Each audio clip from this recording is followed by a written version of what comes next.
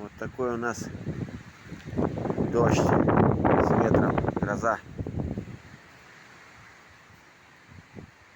Вот начинается с леса, вот идет шум, гул, а тут и вообще будет сильный дождь. Так что надо прятаться сейчас в дом. Вот такая вот гроза весенняя, апрельская.